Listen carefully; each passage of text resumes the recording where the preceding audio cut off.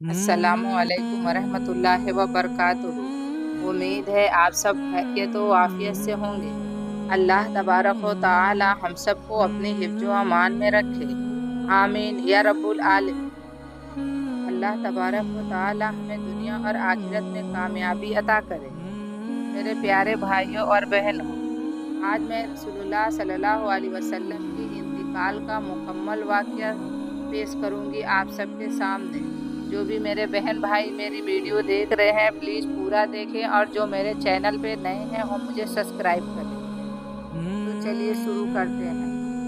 بسم اللہ الرحمن الرحیم۔ شروع کرتے ہیں ہم اللہ کے نام سے جو بہت ہی مہربان نہایت رحم والا ہے۔ الحمدللہ رب العالمین، والصلاة والسلام علی سید الانبیاء والمرسلین، نبی محمد وعلی آل وصحابہ اجمعین۔ آخری دن کی صبح، مدینہ منور کی فضاؤں میں سکون بھی تھا اور غم کی خوشبو بھی۔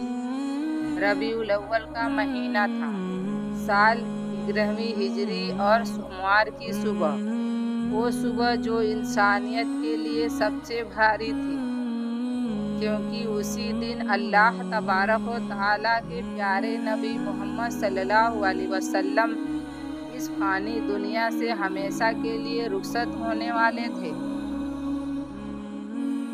رسول اللہ صلی اللہ علیہ وسلم کئی دنوں سے بیمار تھے۔ آپ صلی اللہ علیہ وسلم کے سر میں تیز درد تھا، بدن میں کمزوری تھی، لیکن دل میں اپنی امت کی فکر آج بھی پہلے جیسی تھی۔ حضرت عائشہ رضی اللہ عنہا فرماتی ہیں، رسول اللہ صلی اللہ علیہ وسلم میرے سینے پر سر رکھے ہوئے تھے اور فرما رہے تھے، اے عائشہ میرے سر میں بہت درد ہے۔ آپ صلی اللہ علیہ وسلم فرماتے رہے، میری امت بولتے رہے، یعنی آخری سانسوں تک بھی امت کی فکر، امت کی محبت۔ جب آپ کی طبیعت اور بگڑنے لگی تو آپ صلی اللہ علیہ وسلم نے فرمایا، ابو بکر سے کہو کہ وہ لوگوں کو نماز پڑھائیں۔ اس وقت آپ کی آنکھوں میں آنسو تھے، کیونکہ نماز آپ صلی اللہ علیہ وسلم کی آنکھوں کی ٹھنڈک تھی۔ اتوار کی صبح یعنی انتقال سے ایک دن پہلے رسول اللہ صلی اللہ علیہ وسلم نے پردہ اٹھایا اور مسجد کی طرف دیکھا۔ صحابہ صف میں کھڑے نماز پڑھ رہے تھے۔ آپ صلی اللہ علیہ وسلم مسکرائے اور وہ مسکان ایسی تھی جیسے سورج کی کرنیں دلوں پر اتر آئی ہو۔ صحابہ کو لگا کہ اب آپ صلی اللہ علیہ وسلم کی طبیعت بہتر ہے، مگر وہ مسکراہٹ آخری مسکراہٹ تھی اس امت کے لیے۔ سوموار کی صبح آپ صلی اللہ علیہ وسلم حضرت عائشہ رضی اللہ عنہا کی گود میں تھے۔ حضرت فاطمہ رضی اللہ عنہا کمرے میں داخل ہوئے، ان کی آنکھوں میں آنسو اور دل میں بے چینی۔ رسول اللہ صلی اللہ علیہ وسلم نے انہیں دیکھا اور دھیمے لہجے میں فرمایا، میری پیاری بیٹی فاطمہ صبر کرو۔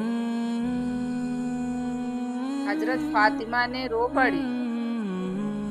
آپ صلی اللہ علیہ وسلم نے فرمایا، اے فاطمہ تو میرے گھر والوں میں سے سب سے پہلے مجھ سے ملے گی۔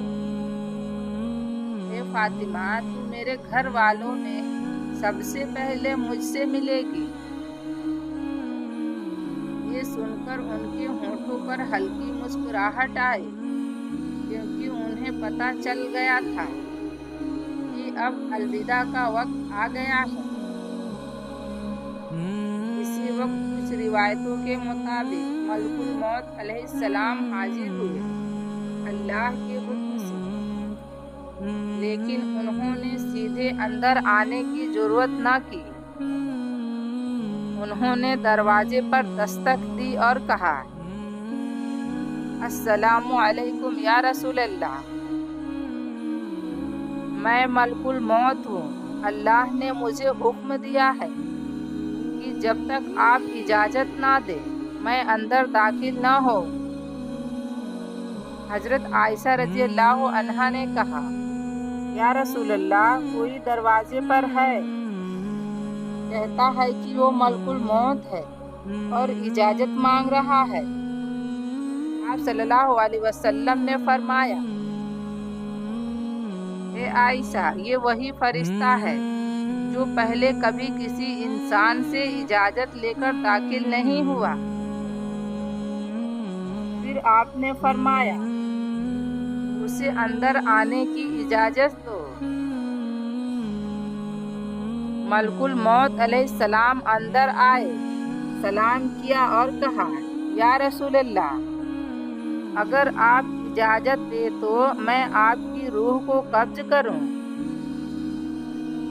آپ صلی اللہ علیہ وسلم نے فرمایا، میں اپنے رب سے ملنے کو چاہتا ہوں، اپنے اونچے درجے والے ساتھی سے ملنے کو چاہتا ہوں۔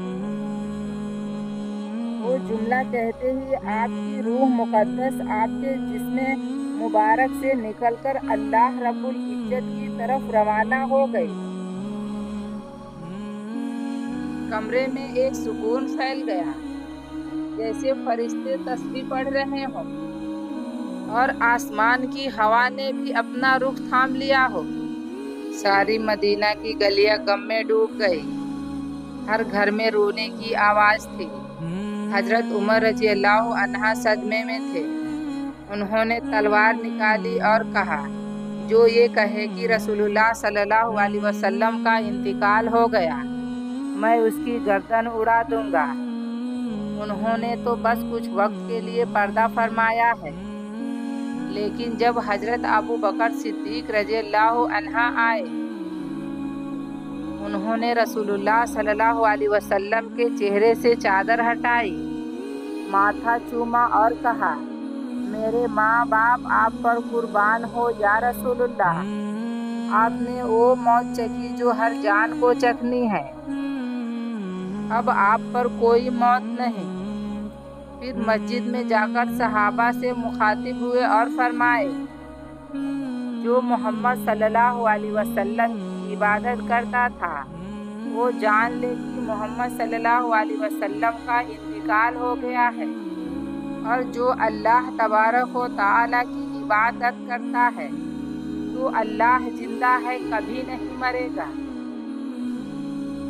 پھر انہوں نے یہ آیت پڑھی، وَمَا مُحَمَّدٌ إِلَّا رَسُولٌ قَدْ خَلَتْ مِن قَبْلِهِ الرُّسُلُ، محمد صلی اللہ علیہ وسلم تو بس ایک رسول ہیں، ان سے پہلے بھی رسول گزر چکے ہیں۔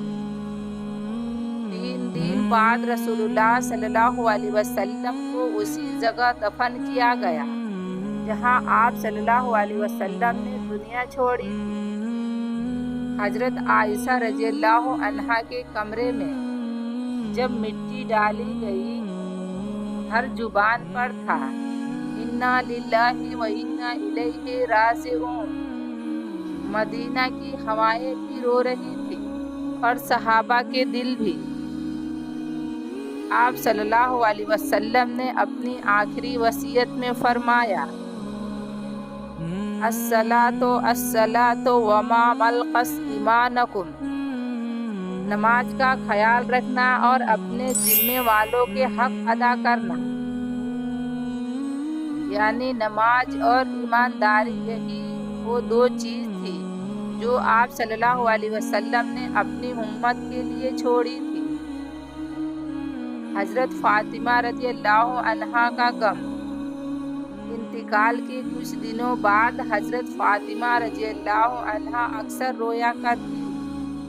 وہ کہتی، اے ابا جان، آپ نے ہمیں اکیلا چھوڑ دیا، لیکن پھر وہ خود مسکراتی اور کہتی،